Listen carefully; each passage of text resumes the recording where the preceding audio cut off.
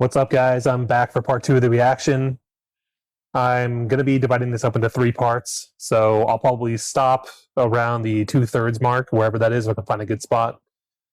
So yeah, I think I'll kind of recap a little bit of what happened in the first part of the breakdown. Basically, the NCR saw the Brotherhood was taking over Helios 1, so they decided to attack them almost immediately. Nobody took the high ground until later on. And of course, I'm assuming that's just because cinema. Any actual military force would have taken it immediately. But yeah, this video, it looks like the actual veteran NCR Rangers are here. And we'll see what makes them so special. And I think a very interesting part, which I might try to harp on this one more, is just like what exactly leadership is like at the kind of higher officer level, because they're the ones who I mean, it's one of my favorite quotes from a movie where, you know, attitude reflects leadership. And I did do a little bit of research and played a little bit more through New Vegas. And I know that most of the NCR soldiers, bare bones soldiers, those guys are mostly recruits, and the volunteers, you know, those are all the first recon kind of more special forces guys. So that kind of explains a lot of the mass mob tactics. Let's continue for part 2 right here, and let's see what I see.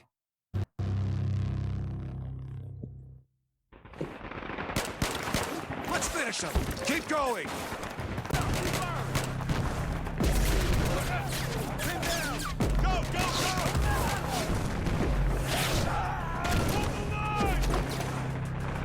Okay. Get ready. Damn. It's like, you know, when you play New Vegas for the first time, you're kind of just throwing dynamite everywhere. Pretty funny little callback there. But yeah, I mean, anything that blows up, it won't be like insanely effective, because it's not just like the explosion that usually does anything. It's more of the shrapnel from an actual grenade. And so yeah, the dynamite's more of a, you know, something to look out for rather than an actual casualty producing weapon, I would assume. But let's see. And here we go with a renewed massacre.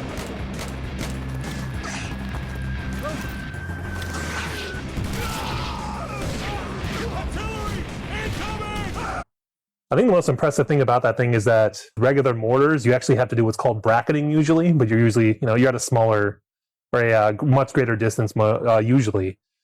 But yeah, usually you kind of gauge your shots distance-wise, and then you kind of, the bracketing is basically usually overshoot or undershoot. You kind of adjust 50 meters ahead or above, see where those fall, and then you kind of take the difference in between, and that's usually where you just fire for effect. So the computers, obviously, the Sentry bot, they have computers that I'm assuming they do all the targeting, distance, all that kind of stuff, windage, everything like that. And so immediate mortars like that, it's pretty devastating.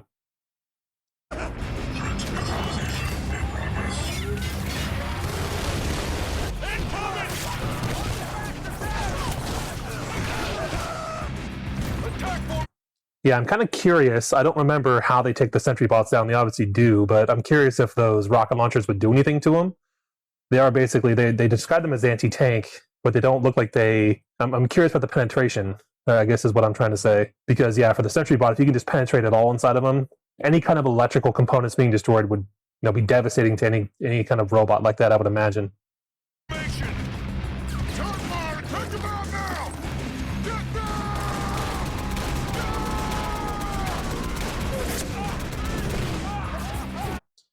So something I've been noticing is the kind of lack of fire discipline for the Brotherhood of Steel especially. I would imagine that they're running low on ammunition because we don't see them kind of bringing in any vehicles or mules or anything that kind of like pack animals to pack in a bunch of this ammunition and batteries for their weapons. And I mean, you're basically being overrun by hundreds of these NCR dudes. I'd be very, very decisive, and I would trickle down the order that you need to be conserving ammunition. Only shoot at what you can hit, and if you do shoot at something, you don't necessarily have to kill. So I wouldn't be putting, you know, 5, 6, 10 rounds into a person. Controlled pairs, which is what we usually do when you're trying to, especially when you're trying to be conserving ammunition. You shoot at things in controlled pairs, and that's it. Yeah, you don't necessarily need to be going crazy like that. Which, it's hard, and that's what the NCOs and the officers should be doing. Controlling it as much as they're controlling their men.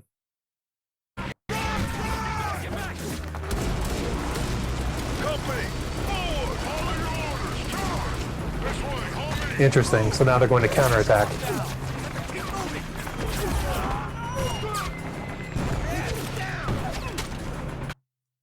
So you can see, I remember in the first one I talked a little bit about it, but bounding overwatch is what we call it. When they have a lot of elevated fire, which means they can just walk forward and people will be shooting over them. If you're keeping their heads down, they obviously cannot shoot back.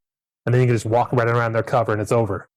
And so it's cool seeing them do. I'm not sure if that's intentional per se, but the Sentry bots are much taller, so they don't have to worry so much about friendly fire.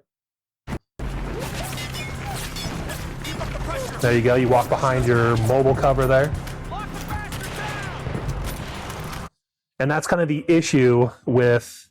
honestly, I'm surprised anybody can see anything. That's something I didn't really mention in the last video, is when you're in a real firefight, it's almost impossible to see things usually, especially in the desert, like dust, and they kind of show it a little bit here with the sandstorm. Every weapon that you fire is very kinetic, a lot of force, like literal force. It's kicking up a lot of sand. The impacts will be doing a lot of sand. I know they threw out smoke grenades and all that kind of stuff. It's very, very difficult. And it's kind of interesting because I know it's more of a product of the animation, but in real combat, the distances are usually very, very far. Like the US Army, especially now, we do have bayonets, they do exist, but we almost never have them on deployment. I never had them. I had my own personal knife, but we didn't have any kind of bayonets that we were never expecting. And I don't think you really would. You would maybe have a knife, like I said, but you would not be expecting close quarters battle like that. And if it is, you settle it with your rifle or with a pistol. You don't settle it with what we've seen a lot here is hand-to-hand combat.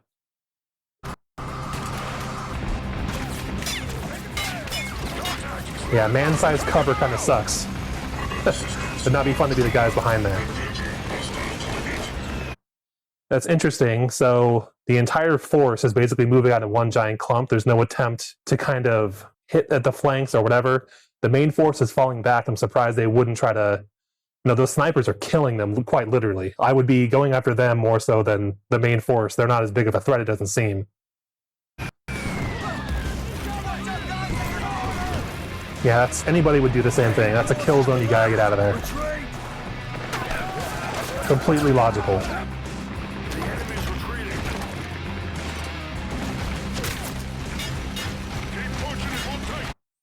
So he's saying to keep pushing. I'm curious how far, and I'll give my opinion, but I'm curious how far they will push, because you push to a point where if you can no longer cover each other, especially with all the sand and everything being kicked up, how much further can you go before you become a liability to yourselves? You become exposed. Or maybe they're pulling back to do an encirclement. Your entire group could get surrounded right here if you push out too far.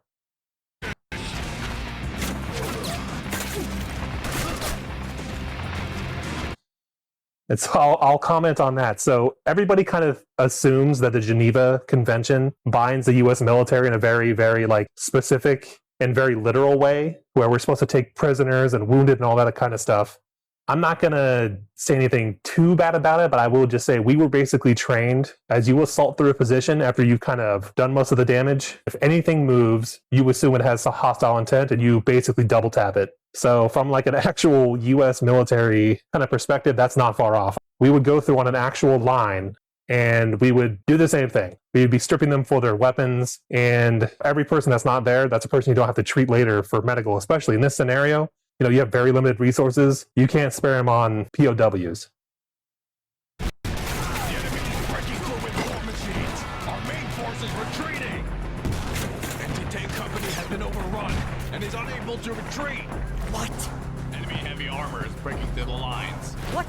So this is a very good illustration of why exactly communication is very key. So most casualties in battles, a lot of them take place while you're retreating or falling back or moving. And so it's very important that these elements, these squads or these companies, whatever they are, these platoons, they have to be covering each other. And that's why we cover each other while we move. If we need to fall back, you either do it in pairs or you do it in teams maybe, but you have to be covering each other. You have to stop the Brotherhood with some other company way over to the west or whatever. They have to stand their ground at least a little bit. And especially when you have something as valuable as all your anti-armor in one area, and you have to cover each other while you move. That's just basic infantry tactics right there.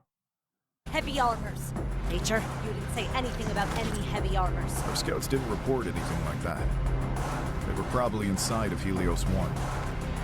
Damn it. Stupid bastards. Retreating when there's still an AT team left. Even if the AT team is wiped out, those weapons must be recovered. Major. So we do have something called weapons squads in the platoon.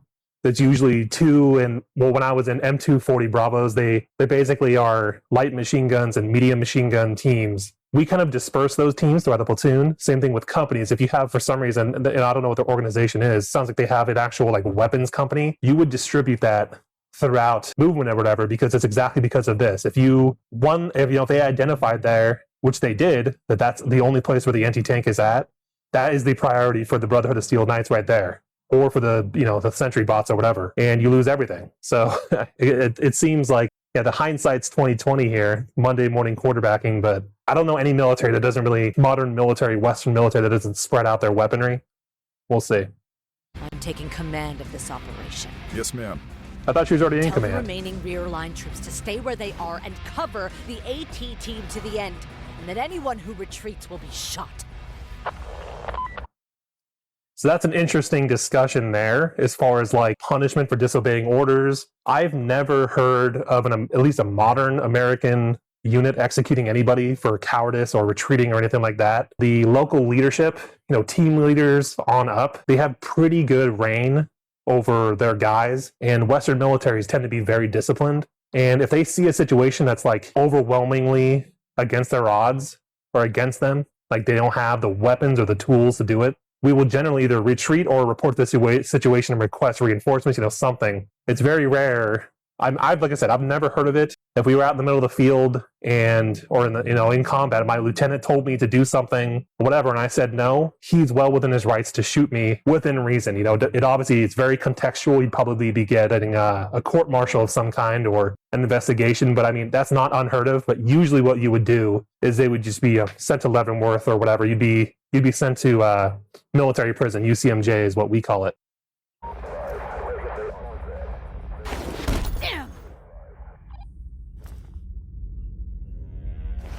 And you can't lose your composure like that.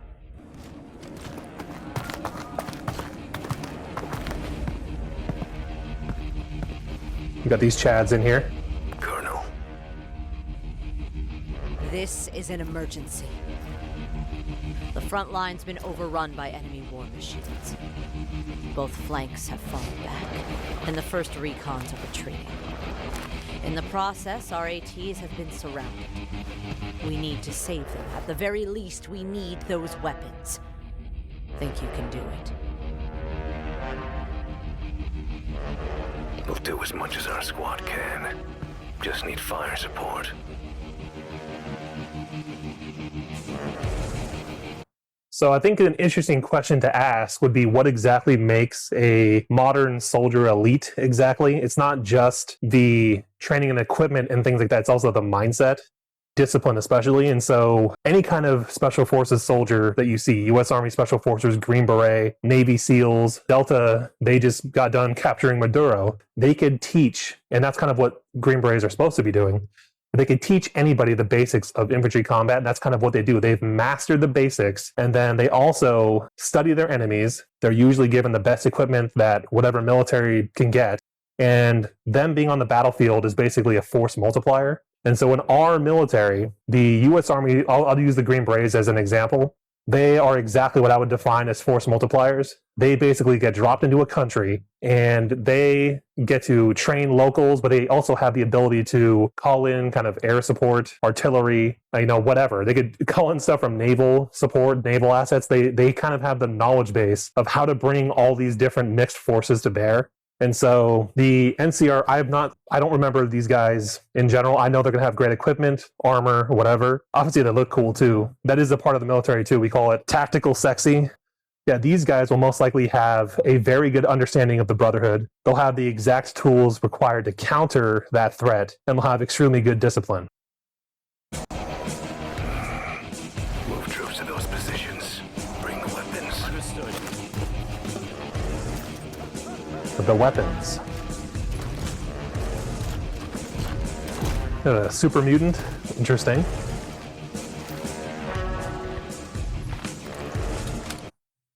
So I remember the very first time I ever played New Vegas, anti-material rifle was basically my go-to, especially when you learn how to craft your own ammo. So yeah, this should be good because these will kill Deathclaws. This should be pretty cool to watch. Squad, status report.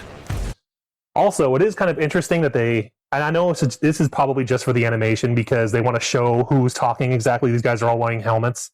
Regular military, I don't think I've ever seen anybody kind of put their ear up, hand up to their ear. It's, yeah, you need to be able to use both your hands using a hand-free mic. That's kind of the point. Brewster, ready. Whiskey, ready. November, ready. God, let's get to work. So I'm assuming off-plan, or off-screen, they have a plan to take these guys out. I mean, obviously, I don't think they're going to be going for the Sentry bots, I'm assuming, but Brotherhood Knights are not only what we call C&C, so that's command and control. They're the command and control nodes, but there's also the massive demoralization. We haven't really seen many of them kind of be taken out, but if you can kill a couple of them, I feel like it would, I don't know, because the Brotherhood still might be very disciplined as well, but it would cause, them to retreat, basically, and that's exactly what you want.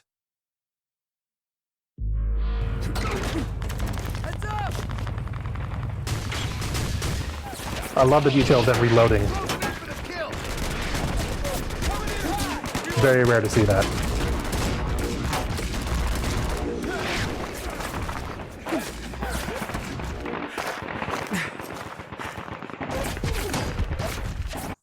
I'm a little surprised some of these guys aren't just playing dead. I mean, they're obviously, visibility is very bad.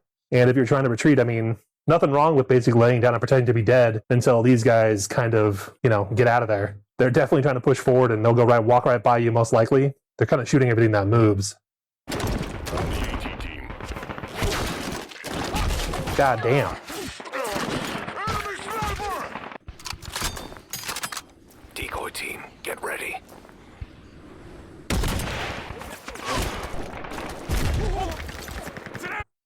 Yeah, exactly. So you see the reaction of the guys underneath them. That's exactly what I would imagine. And yeah, they're probably going to start falling back immediately.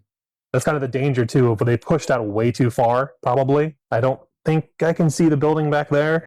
But I'm honestly, now that I'm looking at this, a little bit surprised that the guys can even see through the sand. Because even if you have thermals or whatever, you're not going to be able to see through like a sandstorm. So, amazing shot. It's a signal. Open fire. Nice. Tommy guns.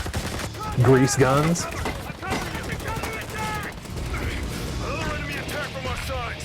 Concentrate firepower on the flanks. Suppressing fire. On them.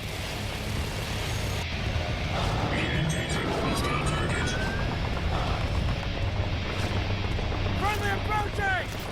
Come on.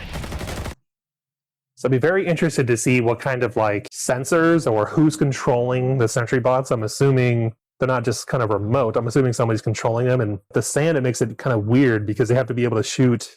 Well, it's weird in general because the way mortars usually work is you kind of work off coordinates. So I don't know if they have a map or something. It seems like they kind of see an enemy, then they shoot it, and it's accurate. So I'm not sure how they're using it exactly.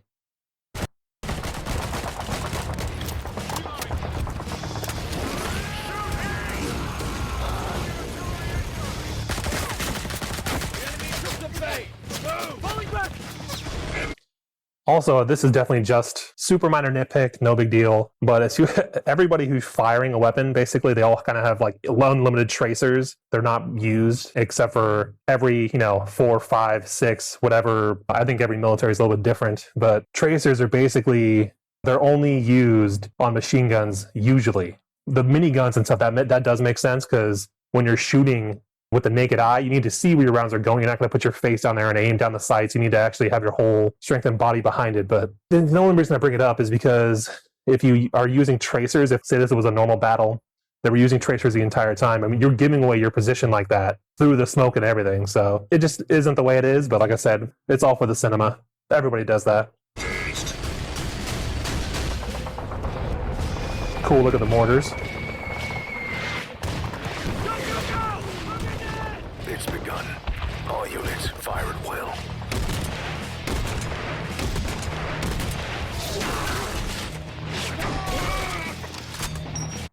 Yeah, that's absolutely devastating. I'm sure they just took out, so far, these guys alone have probably taken out, what has it been? I haven't counting, but 6, 7. That's insane.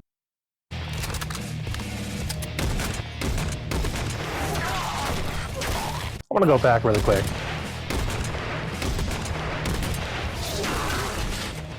So when you watch their trigger pull, and this might just be like I said, I'm not sure what exactly is known by SODAZ, how in-depth he's going with these animations. When you look at their trigger pull, because usually when you're firing something very high caliber like that, you will flinch beforehand because you know with a lot of kickback. These guys, they're basically super relaxed as they're shooting. It's perfect. They don't flinch. There is no like sudden jerk when they're pulling the trigger. Everything's very smooth.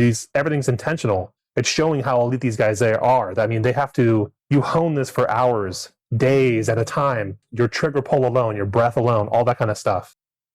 Very smooth and very beautiful to watch. In an animation like this. It's begun. All units, fire at will. Look at how relaxed they are. It's too easy for these guys. Everything's robotic. These guys are completely trained professionals. That's another thing too, is you don't have to kill with every shot. If you can just maim or damage, especially these suits. But in the modern military, our rounds are 5.56, they're a little bit smaller. And of course they do lethal damage, but they're more designed to maim because they, if you use a larger round, they're heavier, can't bring as much, etc. All you have to do is really injure the person, especially in these kind of regions where we have been as like a modern military. War on terror, third world countries, that kind of stuff. You wound somebody, they're out of the fight, usually. And yeah, so if you can take the leg, especially here, it's perfect. Worth the bullet. That's insane. I mean, through power armor, and what was that, like 4 dudes? They gotta be using like depleted uranium rounds or something like, it reminds me of, maybe I'll put an image in here. Dishka, it reminds me of stories of that where they're old Russian anti-air machine guns. There'd be 4 of them mounted. I never saw them overseas, but apparently they were pretty popular used during the first initial invasions of Iraq and Afghanistan. And they would sometimes take a single one of those off, and those rounds are just massive. And I imagine a round that big would basically go through there, or the depleted uranium rounds, like they're so hard and so sharp, and they're shot at such a velocity. That's exactly the kind of damage that would go right through like tanks, whatever. Like depleted uranium rounds are serious news, serious business. That's insane to watch. If I saw that, I would, as a commander, I mean, you already have 5 or 6 dudes dead. I would already be falling back like immediately. AMR! They're sniping at our paladins. HQ, I mean, yeah. Target the AMR's firing position. Encounter hostile target.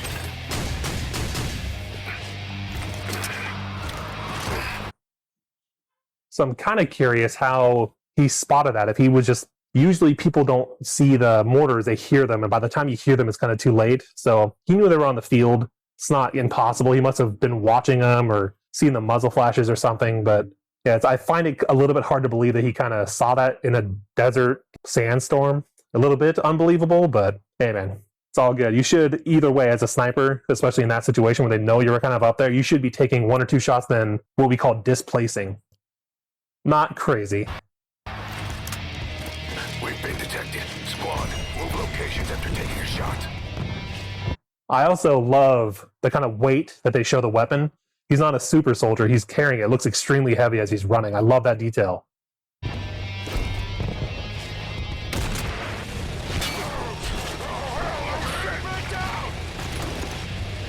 All squads, take cover and avoid sniper fire. Take cover! Get under cover! God, how many paladins do they have? How many knights? Fire!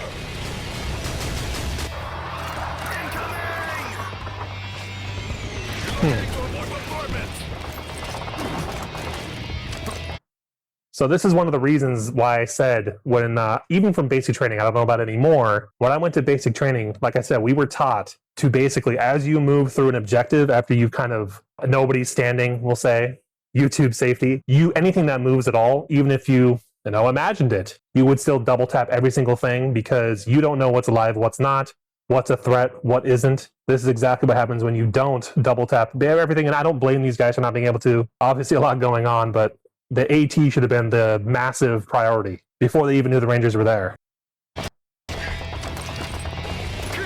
And look at how unwieldy the rocket launcher looks. Not very ergonomic.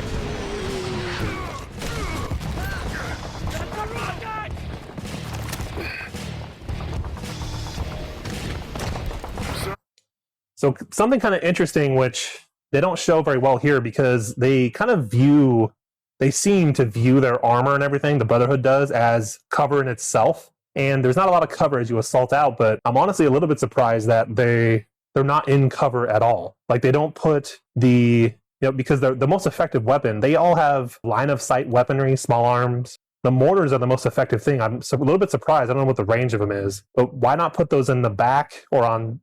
They probably can't hold the weight, but maybe on top. But behind cover, behind the sandbags, so they're out of reach of stuff like that. I mean, the mortars will have more distance than almost any weapon that they have. Maybe not the sniper rifle. I don't know, but yeah, I mean that's the kind of stuff that happens when you. I don't know why they're assaulting with it. I guess, but hindsight.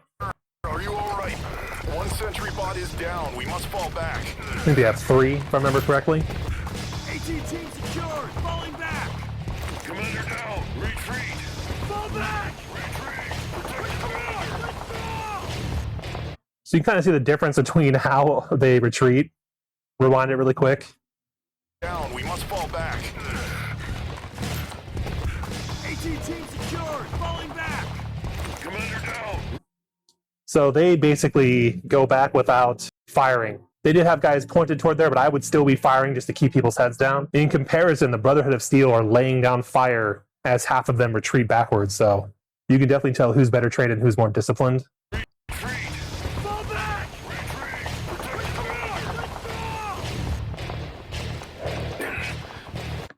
But again, I mean, they're a little bedraggled and demoralized. But yeah, they're retreating as one group again. If you can, try to retreat in multiple groups.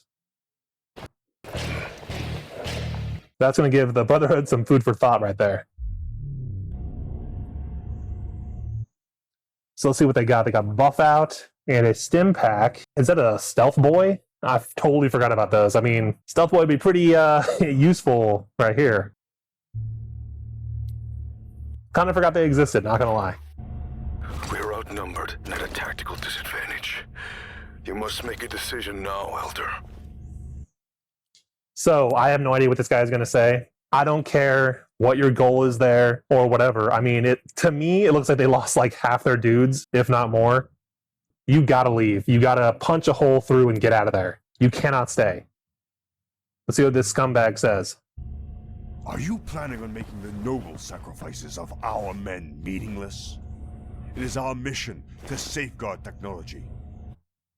So that's probably the worst thing you could say, throwing the lost dudes into his face. Saying, yeah, I mean, like I said that in the first video, that the sunk cost fallacy is real, especially in the military. I've seen it myself. Like the mass casualty events that I've seen, where almost an entire squad was basically wiped out by IEDs. They sent more of us in there to basically clear out this kind of like abandoned village, and more dudes got killed or maimed. Some of them survived. But it's just that sunk cost fallacy will cost you more. I mean, they don't even know what this facility is as far as I remember. Nobody really knows exactly what it is. It could just be nothing, which it kind of turns out to be, or it could be something amazing, but like, can you use it if you're dead? So yeah, this guy's an idiot. We must hold this place to the very end. Elder, if our chapter falls, preserving our technology will be impossible. We are on the brink of destruction. Yeah, I mean, I would just mutiny at that point. If I were him, I don't care what vows you've taken or whatever, you're all going to die. So you have to get out of there. You have to mutiny or do something. McNamara is right. Since we have civilians with us, we should retreat from Helios 1 for now, regroup in a safe location, and then recapture this place. It is kind of interesting that they would consider any of their people to be civilians. I mean, they do have scribes and stuff, but as far as I know, they take their scribes out, at least in Fallout 3, which is, to me, kind of semi-lore, because I don't even think the Brotherhood should be out there, but it's a whole different discussion. But it's interesting that they would consider their scribes and those guys like that to be civilians. They're such a militaristic chapter. Silence! We will defend the technology.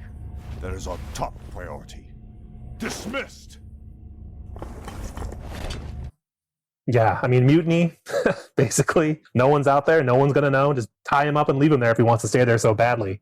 Yeah, so you can disobey orders if they're just retarded like that. In this case especially, I don't remember how strong they are in the games, but the California chapter out there, no one's gonna look bad on you for leaving this loser who wanted you all to die. I think that's what that look is.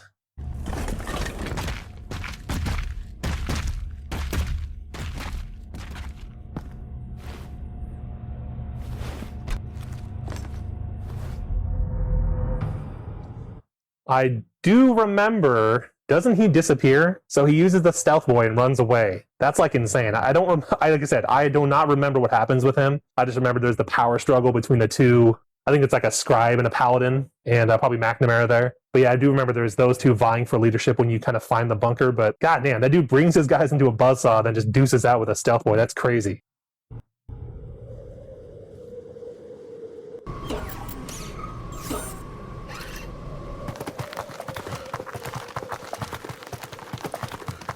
Something I really like about the NCR, which you don't really see that in the game so much, is like they are relentless. And when they have their complete kind of mindset on something, they are completely relentless. They know their whatever tactics or whatever kind of wave tactics that I don't really agree with. It is interesting to see them. And then I would love to see a version of this for the Legion, because that would be an insane depiction. But I mean, the NCR, they do not give up. I'll give them that.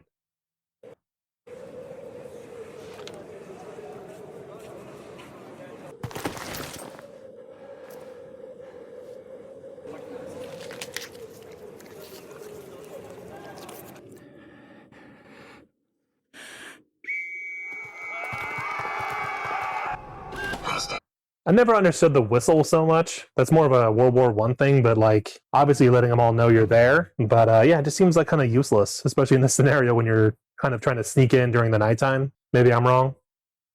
Target detected. Got that nice loom.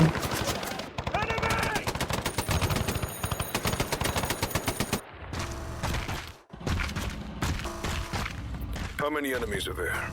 It's a force of about 2 companies, sir. This is just a scouting attack. They're testing our defenses. So 2 companies in the modern military is about 200 men, maybe a little bit more, 250 I'll call it. I wouldn't call 250 men being, it's such a small facility, I wouldn't call that being kind of a scouting, but I guess they can't do anything against the Sentry bot, so interesting. Keep the alarm off. Yes, sir. And another thing I would be telling them is, hey, conserve your ammo. Please conserve your ammo.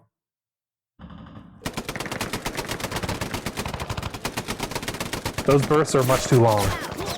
That's a perfect opportunity in this exact scenario. That's why you'd be talking guns. Like I described before, you'd have left and the right kind of taking turns firing a burst with maybe a second or two in between. That way you have constant fire in an area and you don't have to burn through both of their ammunition. That is what fire discipline is, basically, is you have the non-commissioned officers, or in this case, I'm assuming the knights. They would be going around to the lower, I don't know what you'd call them, enlisted, or the lower soldiers in their chapter. They would be telling them to conserve ammunition. Wait until you have a clear shot, that kind of things. When you do fire the machine gun, do a nice 3 to 5 round burst, and then wait till they fire, count to 2, then you fire. That's what you should be seeing in like a regular kind of defense like this. Yeah, that seems like a probing attack for sure. Ceasefire! Check your ammo and report! I don't have much more ammo. I got half left. I'd be curious if they're sending guys out to kind of scavenge ammunition at this point. There's a lot of dead NCR dudes who probably all have combat loads of ammunition on them, especially at nighttime. I don't think anybody has night vision at this point. I would be sending guys out there to crawl and grab ammunition. You're desperate at this point.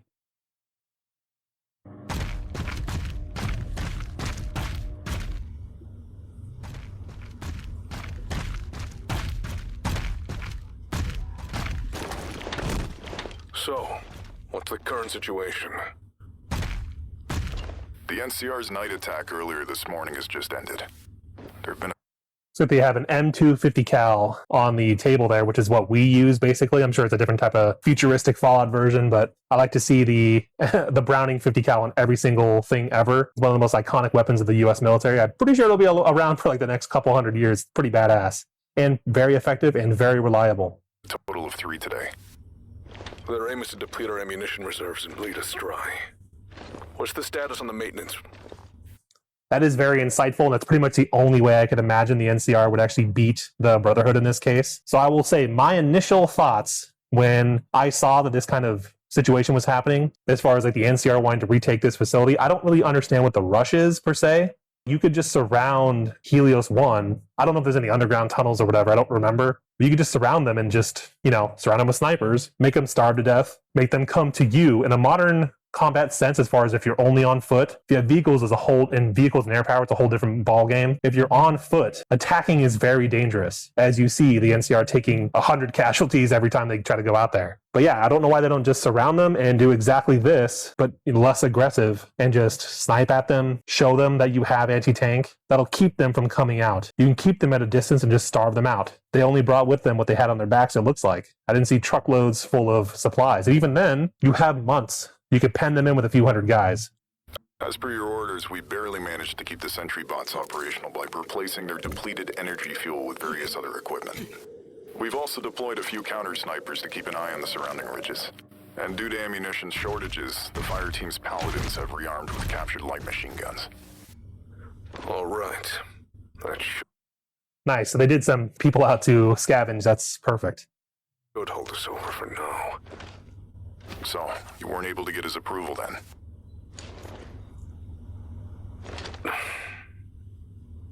I tried to convince him too, but it was no use. Our chances of winning this battle are extremely low. And even if we do, the cost will be enormous. I'm not sure how valuable this place really is.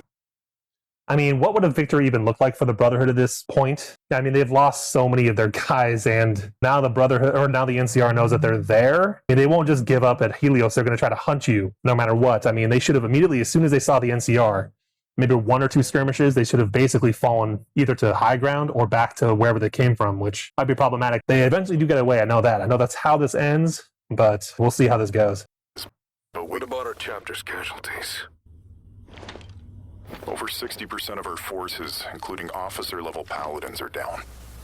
The assault team managed to return on foot after their equipment broke down. So a 60% casualty rate in any American military unit would basically cause you to be combat ineffective. Yeah, they're done, basically. They haven't lost literally, but at that point, you just have to get out of there, no matter what it takes. Doesn't matter what you have to do, you have to get out of there. You're combat ineffective at this point. I don't know if they're going to leave their wounded, but it is what it is, man. You just got to survive at this point. The remaining paladins are either wounded or too damaged to mobilize effectively. At this point, we have almost no combat-ready squads left. If an officer-level paladin is killed within the company, appoint the next lower-ranking paladin as acting commander. If necessary, promote knights to paladins and deploy them. Expedite their power armor training so they can be deployed as quickly as possible. So yeah, that's generally why hierarchies exist in the military. You'll never get rid of that, no matter how hard people try. But as far as the power armor training go, I kind of wish that was a thing now, because you see the way they move. They don't move like normal people, and obviously it's probably a very complicated system that it makes sense that the NCR wouldn't have any of the power armor. They don't know how to train their guys for that. Does make logical sense to me. I kind of wish that was so canon, because I remember in Fallout 4, you basically just jump into one right at the start of the game. I always thought that, I mean, it's cool, but it was pretty fucking stupid, in my opinion. That's not the only issue. After their large-scale assault, the God NCR damn. has completely sealed off the area surrounding Helios 1. Yeah, more Our supply reinforcements. lines are cut, and we're running dangerously low on ammunition and resources. Desertions are also increasing. Damn it. How would desertions even work? Like, would they just turn themselves into the NCR? I don't even know. I don't even understand how that would work. Those Rangers. Have you found anything out about them? Not exactly, but they're definitely different from the Rangers we've dealt with before. We analyzed some of the rounds embedded in our Fallen Brothers' power armor. They seem to be using custom-made rounds of a much larger caliber than the AMRs Rangers typically use. You're right, Lucius.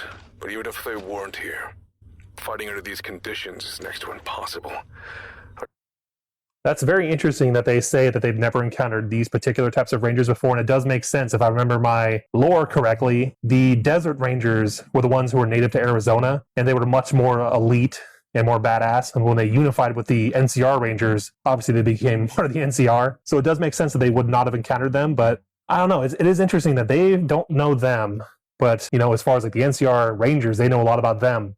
They know you need higher caliber weapons. They know exactly where to hit them. They knew their tactics for the most part. They drew them out because they knew that the Brotherhood of Steel is very aggressive. That is the power of intelligence. If the Brotherhood knew that these Rangers existed with these types of weapons, that's a part of scouting as well, is you have the terrain, troop disposition, weaponry, which is extremely important. Every time you scout, you always try to take note of the weapons. And of course, armor, all that kind of stuff, supplies. If you can identify the leaders, that's also good, which is why, the Paladins, they all have their kind of paint.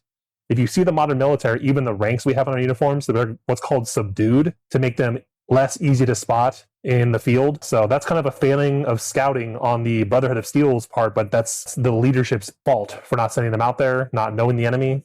Our chances of winning are dwindling by the moment. They've been reinforcing even after the last major battle. Yeah, unlimited men. A war of attrition that we can't win.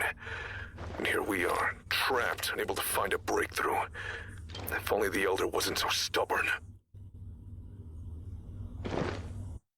It's interesting that, did they not have any rules within the Brotherhood to kind of subvert leaders like this? That's because every Brotherhood of Steel person you meet, they tend to be pretty competent and pretty disciplined, pretty well trained. I'm surprised that the leadership, because even in the Fallout 3, you had a faction break off because the mainstream faction who went there, they were too much about helping the wasteland and they weren't about preserving technology. So they were able to break off to do their own kind of rebel Brotherhood faction. I'm surprised there's not an actual procedure for them to kind of overturn terrible leadership like this.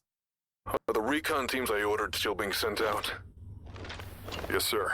And it does appear to be the weakest point in their encirclement. Good. Start gathering valuable weapons and technology. We're preparing for a full-blown retreat. That's the logical thing. Glad he has some sense. Get down! Sniper! Contact over there! Move! That's a very good way to open up a night attack is sniper fire, because they're not going to want to poke their heads out. Perfect. Out! Go! Get your heads down, boys! Get down!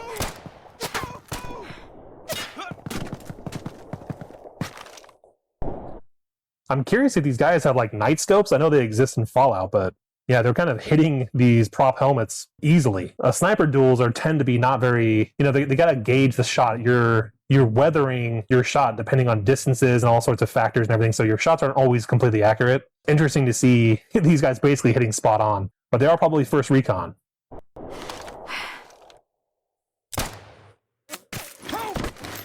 Under fire! It's counterattack! Keep attacking!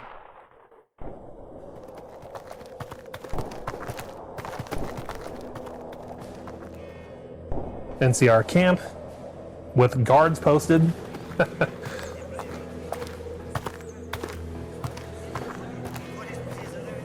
I'm a bit surprised that they're not literally digging in themselves. Charlie Company's just arrived. What's the casualty report? 21 KI, 25 wounded, 5 missing in action. So if it is an actual American normal-sized company, that's almost 50 guys. I mean, they're basically getting a 40% casualty rate. That's pretty crazy for every attack. Prepare the remaining personnel to be reassigned to other companies for redeployment. Understood. Sir, how long are we going to keep grinding ourselves down like this? Our troops are exhausted.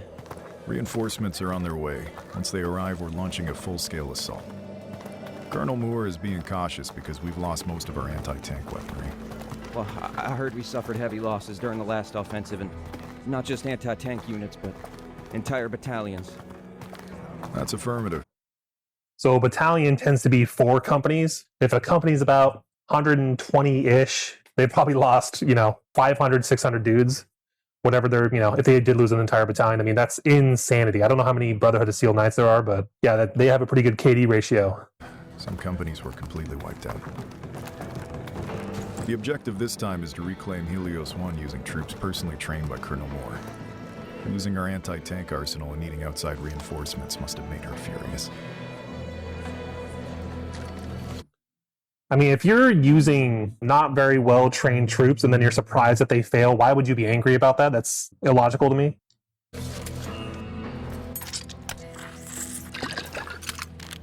Interesting.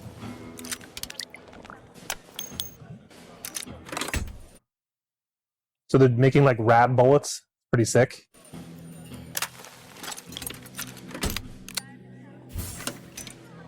Interesting. Those are the special rounds that they were making. I'm curious if they are depleted uranium. I'm assuming that's what he's kind of trying to convey, but he's kind of putting, the toxic sludge or whatever inside the bullet. It's pretty nasty, though. It's like poisoning your bullets. Yeah, it's interesting. So even if they're wounded, they're going to die of radiation poisoning.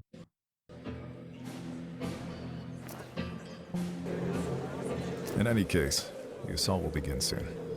Make sure everything's... I also do find it funny that they're in their camp and they don't even take their masks off at all, or their helmets. The Rangers, it's kind of funny. They gotta maintain the facade at all times. Ready. Yes, sir.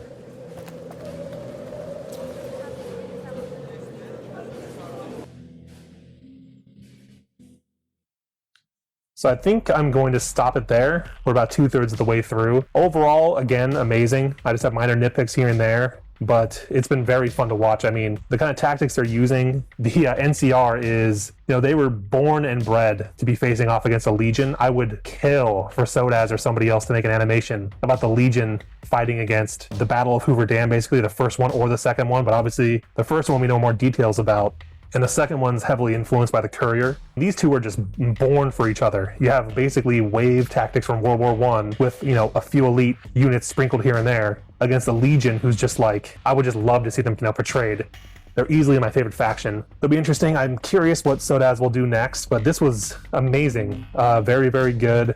Tactically sound. Show the power of mortars. I feel like mortars are never shown or given any love. They're one of the most powerful things that we use in the infantry. We have entire vehicles, like my mechanized unit. We were in Strykers, which I'll probably put up a picture of them, but they usually have 50 cals or automatic grenade launchers. We have entire Stryker units, Stryker platoons, that they basically have a converted Stryker for mortars.